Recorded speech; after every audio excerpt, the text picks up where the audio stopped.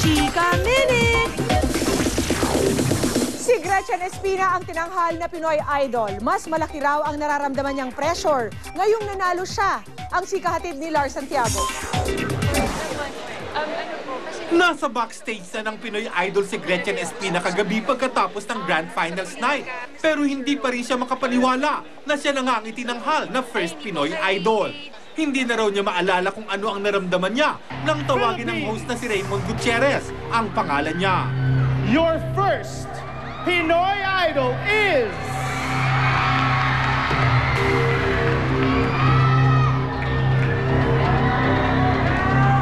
Gretchen Espina!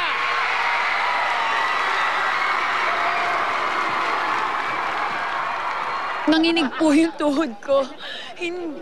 Sa totoo lang, kinabahan ako kasi I was thinking na isa sa amin ni JN pero hindi ko mawari na ako yung magiging Pinoy Idol po talaga. Sa kabuuan ng show, kitang-kitang pinagbuti ni Gretchen at ng kalaban niya sa titulo na si J.Ann Bautista ang kanilang performance. Inawit nila ang kantang isinulat ni Ogie Alcacid na To You. Andun po yung kabe pero ayoko na po siyang ipakita kasi it won't really help if kakabahan ako on stage tapos hindi ko makakanta ng maayos yung mga prod number. Mahigit 5 milyong piso ang premyong napanalunan ni Gretchen. Kabilang na ang house and lot, kotse, recording contract, kontrata sa GMA Artist Center at 1 million pesos na cash. Ngayong hawak na niya ang titulo, mas lalo raw nararamdaman ni Gretchen ang pressure.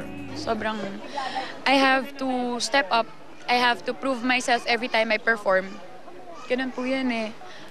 Being the first Pinoy Idol, you should always be someone na titingalain, iidolohin ng mga bata, kahit ng mga matatanda.